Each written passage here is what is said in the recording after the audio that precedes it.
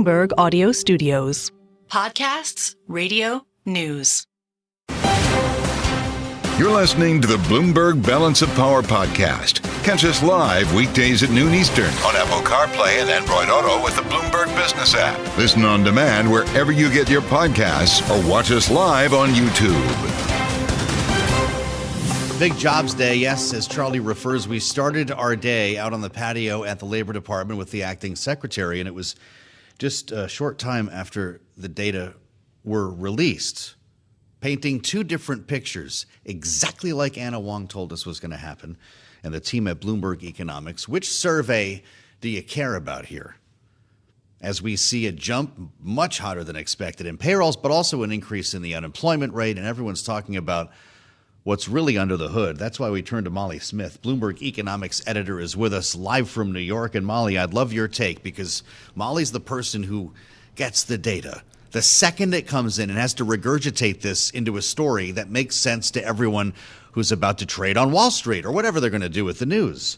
And Molly, you get two different stories here today, don't you? Which one is more important? That's right. And, we were struggling with that at 8:30 as to what direction we're going to go in with this story, because as you said, this really does give a bit of a mixed picture depending on which survey you're taking the better cue from. But if you're looking at payrolls, which certainly the market reaction was indicative of, you're just looking at a blowout jobs report, and that payrolls number of 272,000 coming in above all estimates, and that's about 100,000 more than the pace that was last month. So that's just really, it's so tough to square these, and the signals that you're getting from each of the two surveys.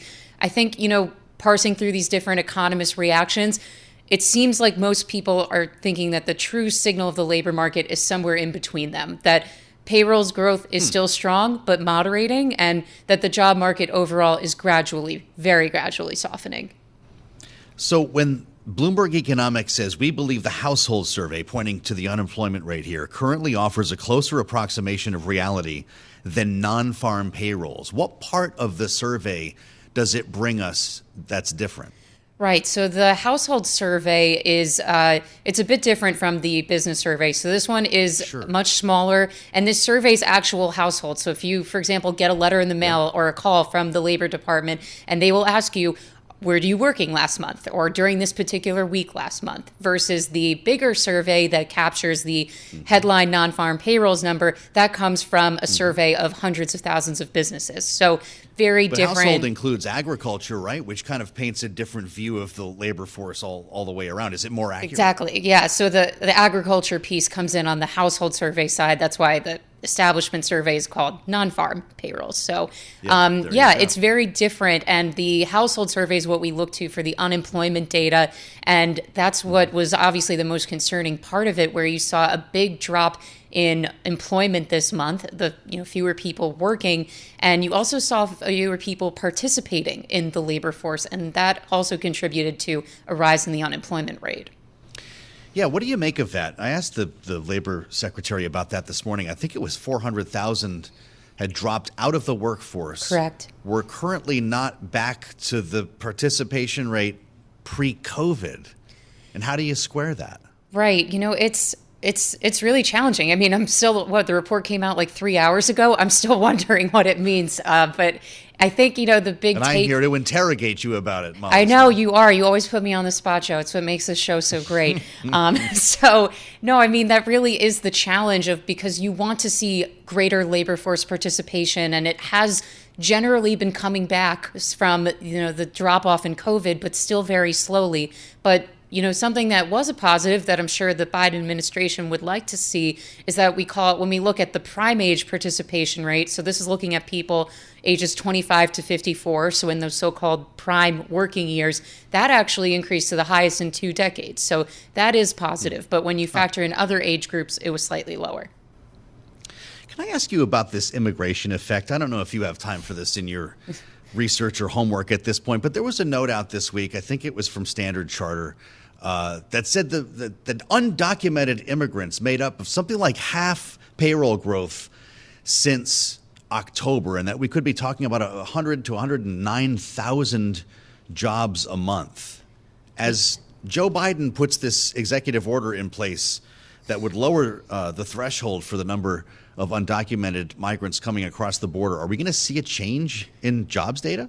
This has been a really big debate in economic circles, too, not just debating which survey is the better signal of the labor market, but also which survey better captures the impact of immigration, that there's a big debate circling around about that. And a lot of people seem to think that the establishment survey does a better job of that, hence why you've seen that number be so robust, like the 272,000 today. Others think the household survey is maybe more indicative of where immigration is going to be captured. It's really tough to say. I think either way you can conclude economically that immigration is positive for the economy without wading into politically which side you lean on.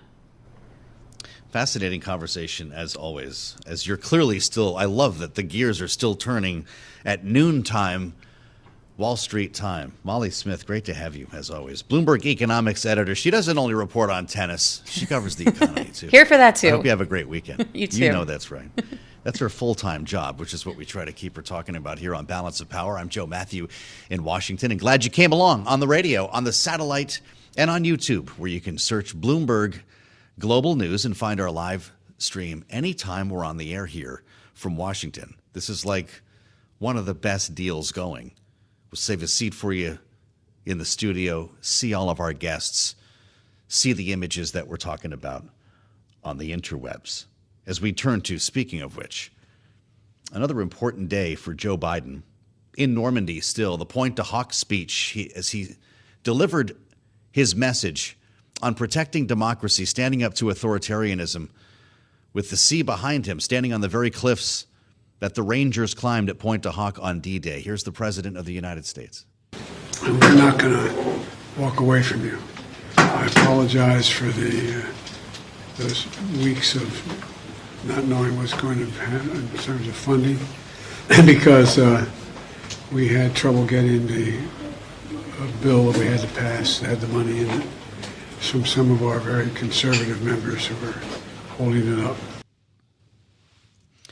All right, clearly not from the speech, from his meeting with President Zelensky earlier today, which coincided with his address and his visit to Normandy to mark the 80th anniversary of the D-Day invasion. The president announcing a new $225 million aid package for Ukraine during that conversation, as he spent time and even apologized to Zelensky. The word from the president: I'm not going to walk away from you.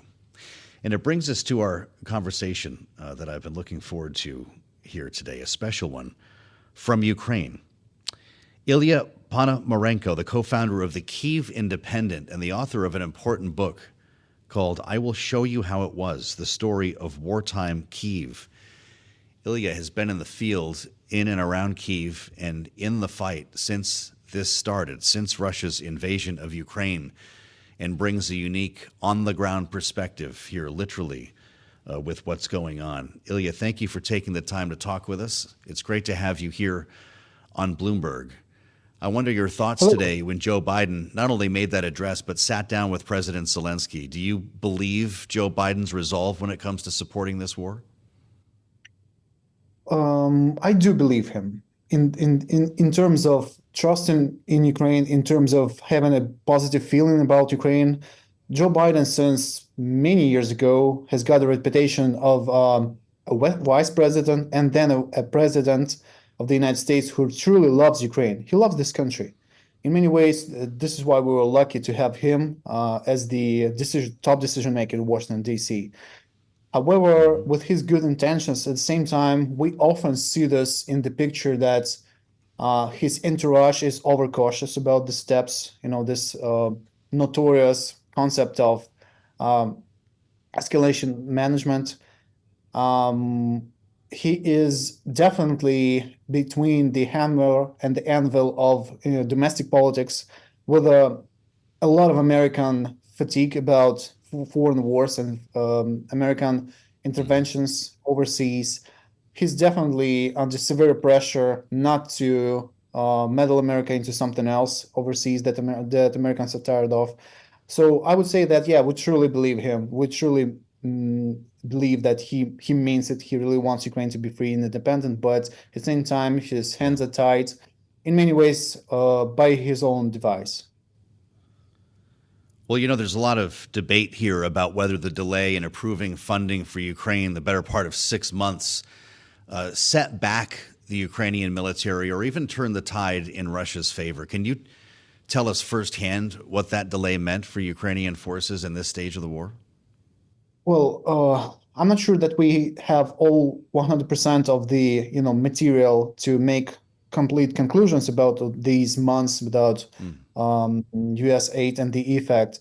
But I think we can safely say that it has not dramatically turned the tide for the war, but at the same time, it played really strongly into the hands of the Russian military. It gave them a very wide and very dangerous window of opportunity, especially when it comes to attacking Ukrainian civilian infrastructure, which is why in many ways our air defense was so weakened, and which is why in many ways our energy infrastructure and energy supply is such a severe crisis right now.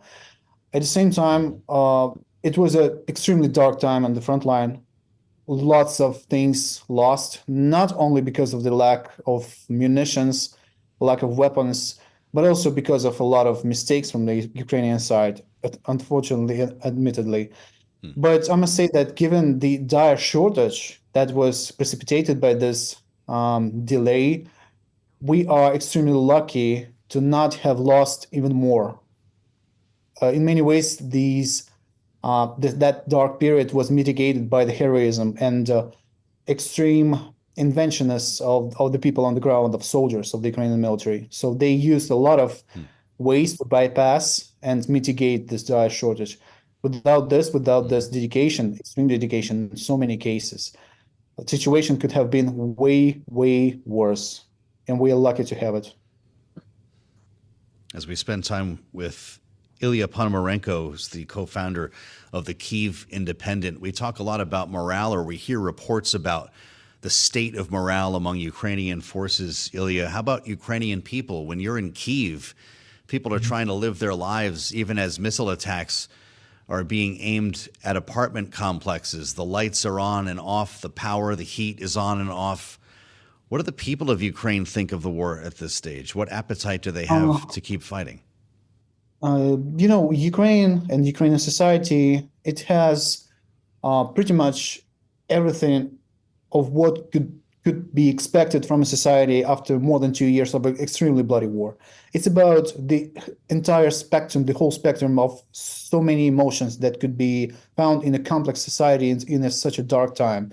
It's about despair. Some people are losing hope. Some people are still extremely motivated, military and civilians. Some people are more or less impassionate about this. Many try to live their lives. Many are sort of panicking on the internet, and which is why in many ways it's not a very good idea to judge on the social discourse from social media. At the same time, there are a lot of people who maintain the normal life, maintain the motivation to go on, to work, to donate to the military, to help, to get mobilized, even though, of course, the stream of volunteers has dropped over these 2 years. So it has everything that could happen to a nation that has lost such a lot and has suffered such a lot. Mm-hmm. But yes, you are absolutely right to say that no matter what happens, essentially what happens is that people get adapt. I just got back home from driving through the streets of Kyiv and most of the city was in a blackout, power cuts to control the severely dwindled energy capacity. And yeah, most of the restaurants, they keep working. Everybody uses power generators, diesel generators, small power stations too. It's a very normal thing right now that even the large malls in Kyiv, outside Kyiv, they also use really powerful electric station to absolutely go on working. And I must say that these things, this continuation of normalcy, it really works well for the public morale. Illia, I'm really glad that you could spend some time with us. You described the war in Ukraine as, quote, an idiotic war for the sake of just one delusional old man's monstrous act of megalomania. The book, I Will Show You How It Was, the story of wartime Kyiv. Illia Ponomarenko joining us live from Kyiv on Bloomberg. We do thank you for your time. Come back and talk to us again. I'm Mathieu in Washington as we carry on the conversation, coming up with the help of Bloomberg Economics' Jeanne Welch, our geoeconomics analyst, on this latest batch of aid for Ukraine and the message from the president today in Normandy. This is Bloomberg. You're listening to the Bloomberg Balance of Power podcast. Catch us live weekdays at noon Eastern on Apple CarPlay and Android Auto with the Bloomberg Business app. You can also listen live on Amazon Alexa from our flagship New York station. Just say, Alexa, play Bloomberg 1130. With the reaction on Wall Street fascinating since 8:30 this morning to listen to the analysis and the different takes on the same numbers here. Growth surging in May. You've been hearing about that if you've been with us since 8:30 this morning. Wages accelerating. 272,000, the number last month, blowing the doors off expectations once again. The unemployment rate, though, also up, hitting 4% from 3.9, just a tick, but not expected. And it brings us to the question of which survey we should be looking at. Bloomberg Economics would point you to the household survey. That includes agriculture, that which generates the unemployment rate. Payrolls stay hot, though, and that's the number the White House is going to seize on here. So we made our way down to the Labor Department to get the take of the acting secretary, Julie Su. And I started by asking her, as we got together on the patio of the Labor Department overlooking the U.S. Capitol, which survey better reflects reality? Here's what she said. This is another very strong jobs report. I'm not going to get tired of coming here and telling you that we are continuing to experience very strong, stable, and steady growth. So it's 272,000 jobs created last month. The unemployment rate has remained at or below 4% for 30 months straight. That's still the longest since the 1960s. And at the same time, real wages, over the year are up 4.1%. So workers are doing better in an economy in which the president has said, when we focus on workers and worker well-being, we're going to do what's right for the economy and for the country. When you look under the hood, you find that 400,000, even more than 400,000 people left the labor force in May. The participation rate is not back where it was before COVID right now. How do you explain that? Well, so let's say, the prime age labor force participation rate remains very, very strong. And it's worth noting that, again, women's labor force participation rate hit another historic high. So last month we said it was the highest since 1948 when this data was begun to be collected. It's now a little bit higher than that even. So women continue to power our economic recovery. At the same time, we are seeing, again, strong participation. People are in the job market. People have come off the sidelines. People are looking for jobs, and they're finding them. Where there has been a little bit of a very small uptick in the unemployment rate, again, still at or below 4% for the longest stretch in decades, but has to do with young people ages 20 to 24 who are in a bit of transition, really, if we think about May, right? May is a period of transition for all of us parents with kids who graduate and maybe move and are looking for different jobs during that time. You can tell a great story and put a great headline number on that unemployment story, as you are right now. But when you look under the hood, you do see some elements of weakness compared to the payroll survey. And I wonder, while you're happy where it is now, if you worry about where we're going to be 6 months from now, if this is a slowing job market. Well, the payroll survey really is the gold standard when it comes to the unemployment rate, right? This is the, it's the largest by far of any data set, including the household survey, that is used. And so, again, I don't think there's any way to paint this as other than continued strong, stable, and steady growth under President Biden's leadership, and proof of his theory that if we invest in America, we can create good jobs in communities and, crowd in private investment in order to do that. And as I travel the country, I'm seeing the benefits of that. We've talked a lot about the impact that immigration has on our job market. Can be for better or worse, depending on the trend that you're looking at. And there's an analysis from Steve Englander at Standard Chartered Bank that we looked at this week that estimates about half of the job growth since October can be attributed to undocumented migrants, that it's somewhere in the area of 109,000 a month. If the president's executive order put in place just days ago lowers the threshold, lowers the numbers of undocumented immigrants entering the country, what does that mean for the job market? Do you see numbers like that in your modeling? I mean, I haven't seen that study. I would actually question those numbers based on what we see. Right? This is a situation where, one, we're not talking about dividing a small pie into smaller pieces. We're talking about a much bigger pie overall. So more jobs, more people in the labor market, more opportunity for all. Since the president came into office, again, we've talked about this, about 15 million jobs created. That is 15 million families, 15 million individuals who are having the benefits of a good job that might not have had that before.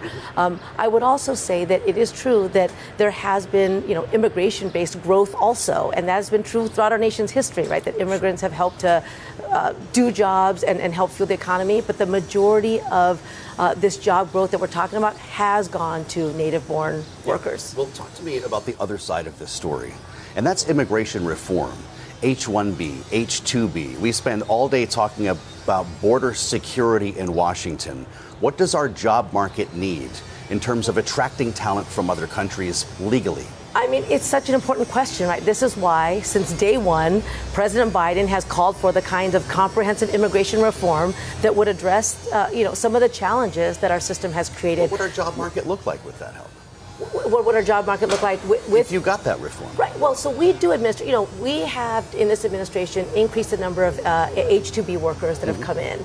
We recently did a rule around H-2A workers, making sure that when migrant workers come to this country through legal means, that they're also protected, right? That they are protected for their own good, but also so that their being here doesn't take away from the good wages in those industries. So we, but the bigger picture is that there does need to be comprehensive reform. The president has called for that, and frankly, Congress needs to do its job. There's something that I don't want to get too deep in the weeds called the birth-death model that our analysts at Bloomberg Economics are looking at that would suggest some of the companies that we've seen closing might not be reflected yet in the numbers that we saw in this monthly survey. Based on layoff announcements, corporate closures, where do we look in the middle of summer when these numbers start to emerge? Well, we will come out every month to report the data that we have, but everything that we have seen this past month, this past year, as well as the last year since President Biden came to office, is historic job growth. More jobs created during the same time period than any president in our history, and continued low levels of unemployment. Again, historic lows, and more opportunity to come, right? The investments in the president's Investing in America agenda, many of them are still coming out. And that's why this summer I'm going across the country talking about Good Job Summer and focusing on the importance of what a good job does for families. The Good Job Principles Summer Tour. You're like Beyonce. You're launching a national tour, and it's not a mistake. I see some of the states you're going to, like Pennsylvania and Michigan. What is your message to voters in those states? Well, my message to working people is that we see you, we have your back, we know that you have talent and desire, and we want to create the kinds of opportunities that will allow working people to have a good job where they can be paid a living wage and live a secure life. And our message generally is that when you build a workforce that is ready, that is trained, that is skilled, that pulls the full talent of the American people, it's good for employers, it's good for our economy, and we see that time and time again in these jobs numbers. Yeah. Getting back to the household survey, which is important to us and our viewers and listeners, the fact that it reflects agriculture, the fact that it reflects what's happening in people's households, does that not raise the level of importance of the household survey at this point when we look at that against payrolls to get a sense of not even as much where we are now, but where we're going?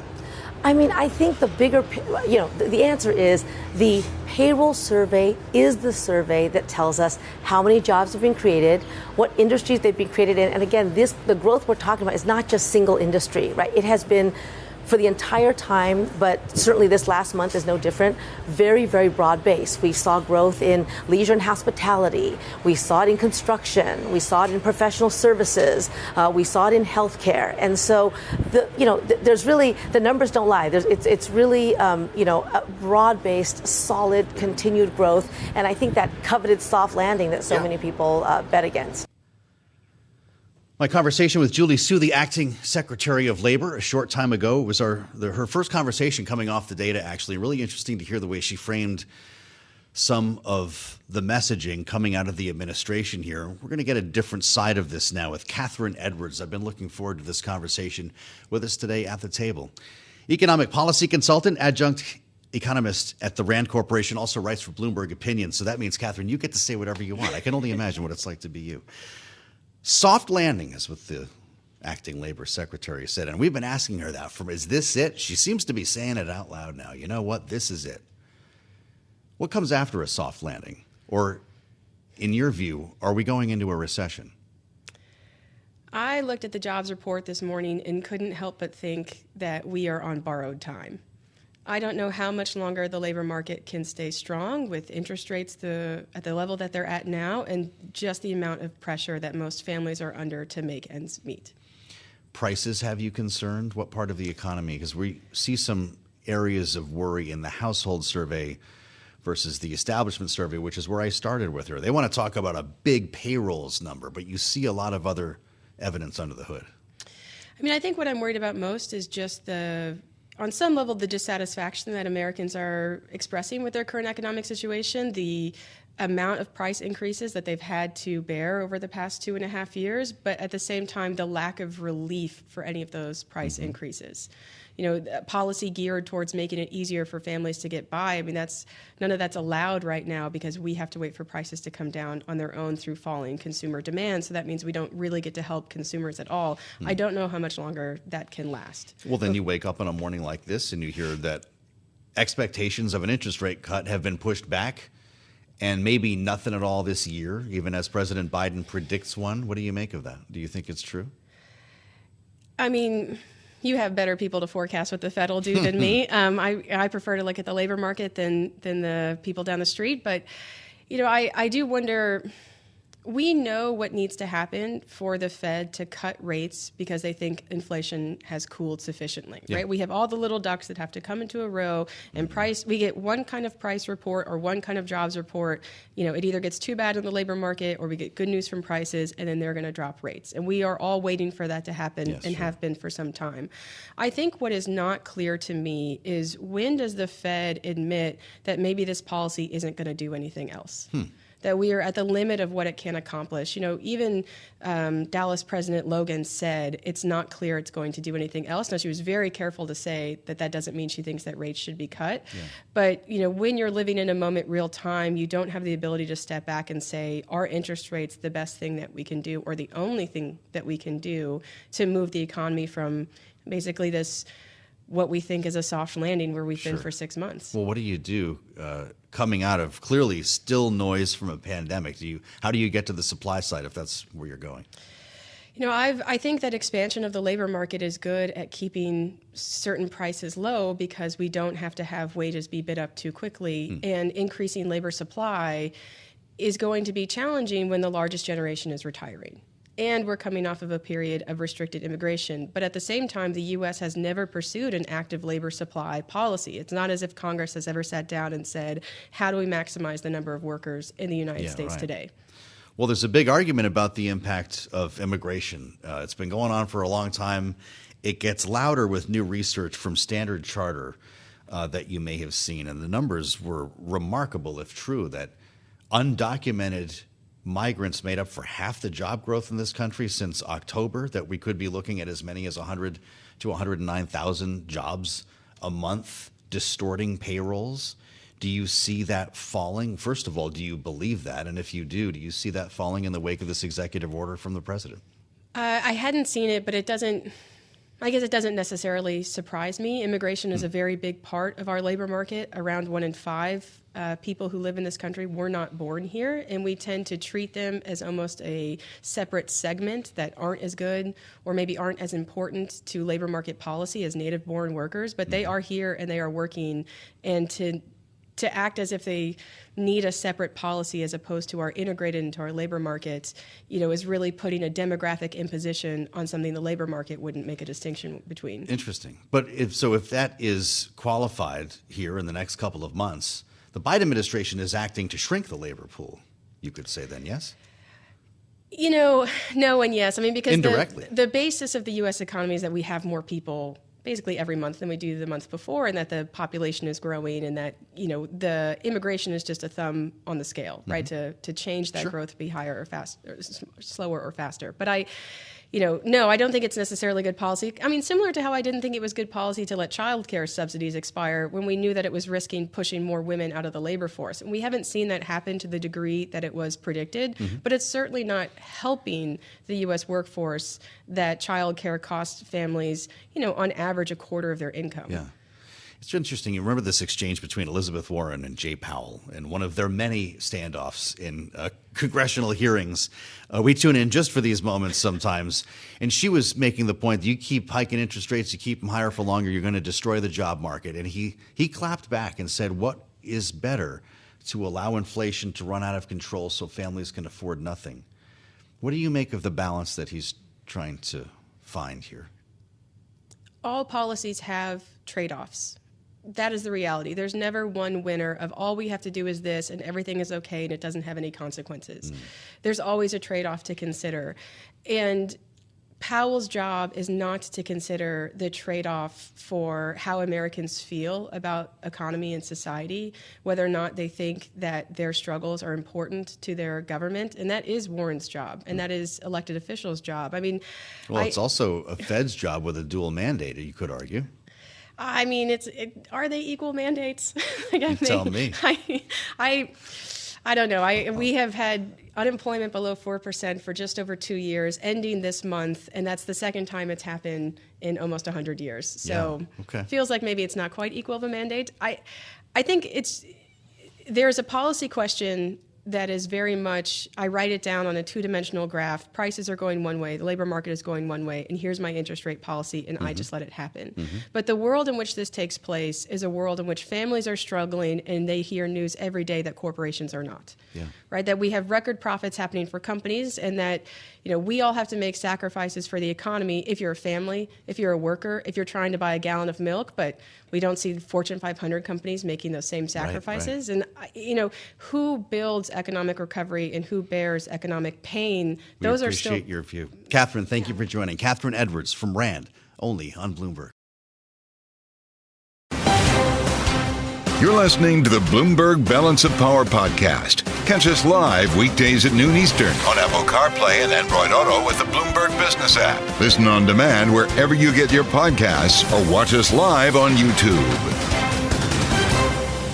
Welcome to the threshold of the weekend, the Friday edition of Balance of Power on Bloomberg TV and radio, with our eyes still on Normandy. A day after we marked the 80th anniversary of the D-Day invasion, President Biden was back today at Pointe du Hoc, the same spot, as I read, on the terminal, etched in the nation's political memory in 1984. That's when Ronald Reagan stood in that same spot, delivering his famous Boys of Pointe du Hoc speech, drawing common cause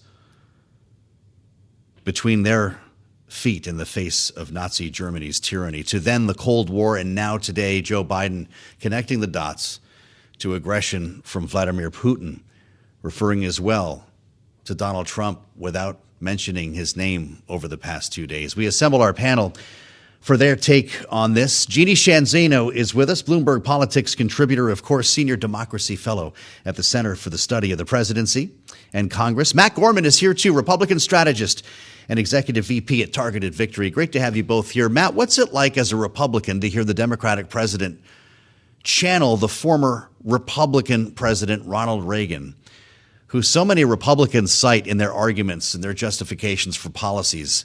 A lot of folks have seen the Republican Party move away from that establishment view to one closer to isolationism. What did you make of Joe Biden's speech today? Couple things. I don't think it was a very smart political ploy to raise expectations galactically before the speech and say that your speech today will evoke comparisons of, I believe, one of the greatest speeches of one of the greatest communicators we've ever had in the presidency. I think it did it Biden a disservice to raise the bar that high. Number one. Number two, look, I revere Reagan. I do. I think he was one of the greatest presidents, especially of the 20th century. But I think what's tough, and we talked about this earlier, when you're trying to appeal younger voters, invoking a president who gave a speech that is further away from present day than when he gave it to D-Day. It was a long time ago. And so it's tough to resonate when you're comparing yourself to a figure that many folks don't have that historical touch point for. Boy, that's incredible. Great perspective on the timeline there. Jeanne, we talked about this a bit yesterday. There was more, of course, than Ronald Reagan. You might have seen this, by the way, or heard this as a very different speech. Was the White House correct to kind of frame it that way to begin with, to Matt's point, raise expectations? No, absolutely not. Listen, Joe, I may want to, repeat Mary Lou Retton's Vault or something, but, well, I couldn't do it either way. But why would you set yourself up for that? Listen, Ronald Reagan's speech was given at a particular place in a particular time, and it was such a different media environment that a speech like that could raise your numbers and help you win the presidency, again, as it did with Ronald Reagan. But we're in a very different media environment, and you don't want to set yourself up for a repeat because, of course, all you can do is fall short in people's eyes. Was it a good speech? Absolutely. It was fine. The message is right. The time is incredibly different. So for that reason, I think, the White House, I'm a bit surprised. I think some of the speechwriters are so keen on getting their important words heard that they raise these expectations, but it's problematic. The reality is, if Joe Biden wants to win this election, he's going to have to return to the issues people care about. He is trying. This is an important issue. Democracy around the world is under attack. We've known that for 2 decades. He's trying to make that case. But what is it at home? It's all about the economy. It's all about inflation. The things you just talked to Julie Su about, that's what it's about. And he's going to have to return here to win the election. So good speech, absolutely. Is it going to change the ball game? Absolutely not. Mm-hmm. Well, I don't know, Matt. I think that moment when he put the aviators on while he was still at the podium before walking away might have done more for young people than the words that he delivered in some cases. But how about the actions made? $225 million in aid announced for Ukraine in a bilateral meeting with President Zelensky. They appeared together. They got the footage of them talking and meeting. Joe Biden even apologized to him for the delay in funding. Is that closer to what the commander-in-chief should be doing here as he's running for re-election? In theory, yes. I mean, look, he is governing right now. And look, there is certainly parts of the Republican base that do not want Ukraine funding. The worldview is very different. But also it is broadly popular with independents and a large segment of Republicans. My old boss, Tim Scott, was supportive of funding for Ukraine in order to degrade the Russian military. And look, I will say, in his interview yesterday with David Muir of ABC News, Biden did make a good point. He did point out how much the Russian military has been degraded and the casualties suffered upon the Russian military. But I will say, I think to Jeanne's point, Ukraine and democracy writ large will not be winning issues for Biden in this election. If he wins this election, it's going to be because he was able to find a message on the economy and that abortion was able to at least match the salience that immigration does as a single issue motivating kind of point for voters. That's, I think, it's going to come down to at the end of the day. It's interesting that we're still talking about money for Ukraine, Jeanne, after this massive supplemental request was passed. The president signed it into law. This $225 million shipment is actually a drawdown on U.S. supplies. As Ukraine waits for help here, it's going to take a long time to get some of that material to Ukraine. The meeting today important in helping that happen. Our European allies are also taking part in this now, and we're allowing Ukraine to use U.S.-made weapons, at least in some cases, near Kyiv across the border against Russia. How long do you give the administration to widen that scope, even as they had warned over escalating this conflict with Russia? Yeah, it seems to be a pattern with this war for the last 3 years that there is an ask, there is a time, and then there is an approval. I think the real challenge here for the White House and for all of us, quite frankly, and for Ukraine, is it is still very unclear, at least in my mind, what is the end game here? What is success? How do you define that? And of course, Zelensky defines it in one way that the White House, at least heretofore, has not approved or agreed with. And until we know what the end game is, we are down a path where this thing is just going to stretch out. So Joe Biden may revisit allowing, U.S. Arms to be used in Russia in a more concerted way. But is that going to make a difference? I don't think so. And I think as it pertains to this issue at home, the Biden team is better off, leaving this to people like McConnell and Sullivan. The Republicans in the Senate did approve finally the spending. And we saw McConnell's editorial. I think that does more to speak to these middle, moderate, swing Republican voters who aren't that excited about Donald Trump in general, but specifically foreign policy wise and the isolationism, to bring them over. And so the Biden team has tried to reach out, and they continue to do that. But they're far better having Republicans reach out to Republicans than trying to have Joe Biden over there doing it. And I'm not saying that was the intent of the speech, but from a domestic standpoint, it's not going to have a lot of impact, within 24, 48 hours from where we are now.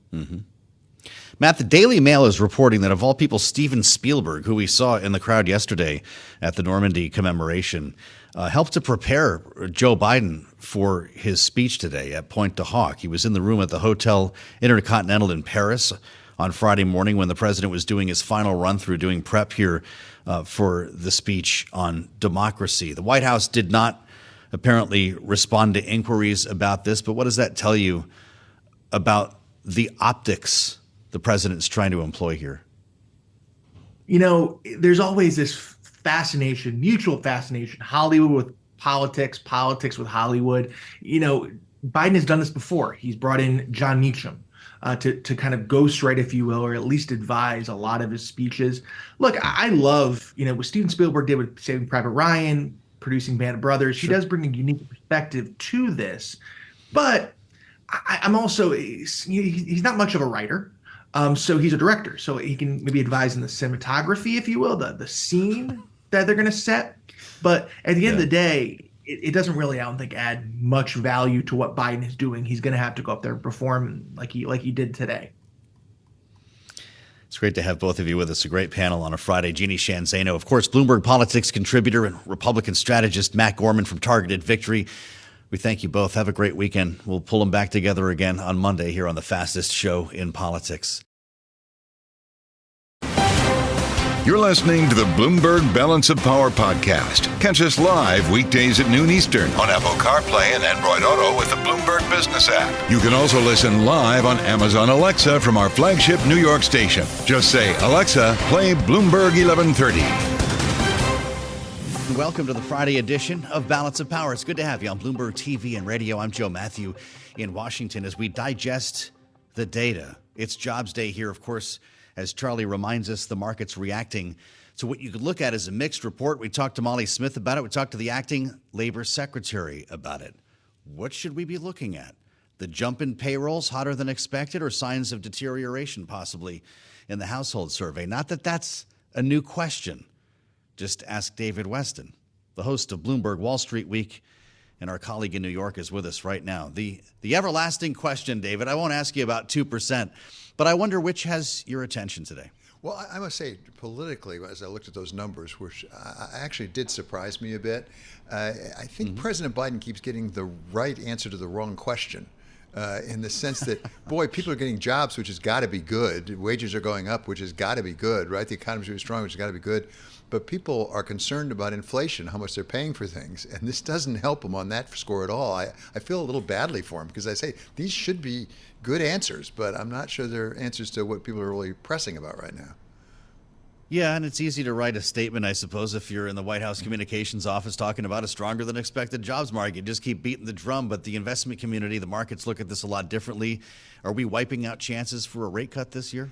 Well, I don't know about wiping out. I mean, there are some who've been skeptical all around. Certainly reducing chances and reducing the number of rate cuts. And again, coming back to the political side of it, which is your bailiwick, Joe. I mean, if people are trying to get relief from higher interest rates, these numbers don't particularly point in that direction. I mean, it's not only that they're paying more at the pump and paying more for groceries, but also they're paying more on their mortgages. And by the way, on credit card debt and auto debt and things like that a lot of working Americans are feeling day in and day out. We got an interesting conversation today that we're going to bring to our listeners and viewers now with a prominent voice in the financial markets and his view on this economy today, David. Yeah, Scott Bessent, who actually was Soros' chief investment officer at one point. Scott Bessent has got his own fund now. He's got his own company, but he's talked about a fair amount because he's a smart man. He knows things. But also, he talks to Donald Trump quite frequently. And his name has been kicked around, as you know, Joe, well, as a possible Treasury Secretary. Who knows whether that might come to pass or not. But people are paying a lot of attention to Scott Bessent right now, Joe. Yeah, it's interesting. We talk about a short list for a lot of things for a potential Trump administration, but it's hard to pinpoint the Trump economic philosophy. David, outside of, well, I guess tariffs and making permanent the 2017 tax cuts, what else is there? Yeah, I think also it's fair to say, and Scott Bessent does talk about this, that President Trump, former President Trump, maybe future President Trump, doesn't like regulation much. You remember when he was president the first time? Yes. He had that rule about taking away more regulations than you put in. And he's been pretty outspoken on that front, which I think you could expect. He also tends to like a weaker dollar and lower interest rates. That's been his pattern in the past. Some people say it might have to do with his background as a prominent real estate developer, which is pretty common there. But you're right, Joe. The question is, how do we anticipate what's coming around this time? I think it's fair to say from stuff you and I have both seen, Joe, that in fact, this Donald Trump has done a lot more work, or at least had people around him do a lot more work on their plans than the first time. There have been people working on these things, and they have some ideas, I think. Yeah. Well, so we did walk us into this conversation. Yeah, sure. Well, we did get to talk to Scott Bessent earlier today, and this is basically what he had to say. He started out with sort of a zinger about Bidenomics. Maybe a better alternative name is Bidenitis. It's like an acute disease. You never know when it's going to be fatal. But look, Bidenomics is a return to central planning that was discredited in the 60s and 70s. We got the same kind of inflation through that.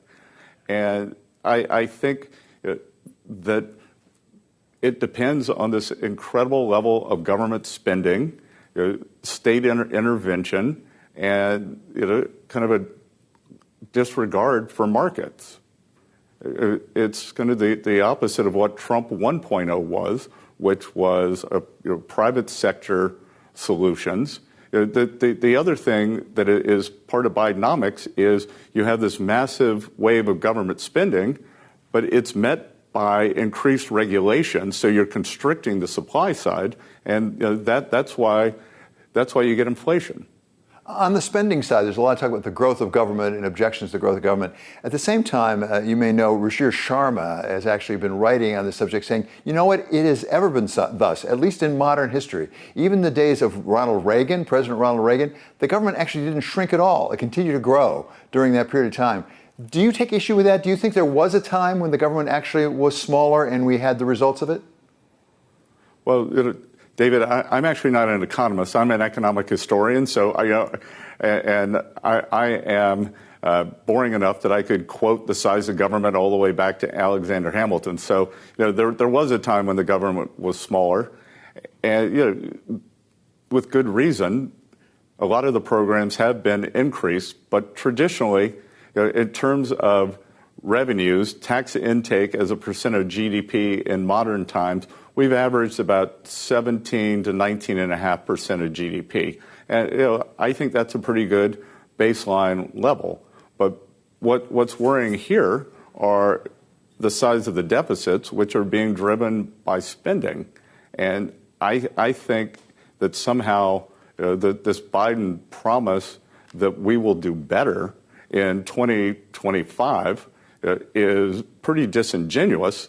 that you spent 3-4 years spend, and then now there's no choice but to increase taxes. And I don't think they're going to cut back on spending, but in their 10-year projection, the only thing they do want to cut back on is defense spending. There's a 21% decrease in defense spending, which I find alarming, given the international environment that this administration's created, given what any administration, Democrat or Republican, is faced with the challenge of China, Russia, Iran, North Korea. Now Venezuela is getting in on the act. So I think decreasing defense spending is just the wrong way to go. And I would note that because of these blowout deficits, the inflation and the high interest rates, this will be the first year that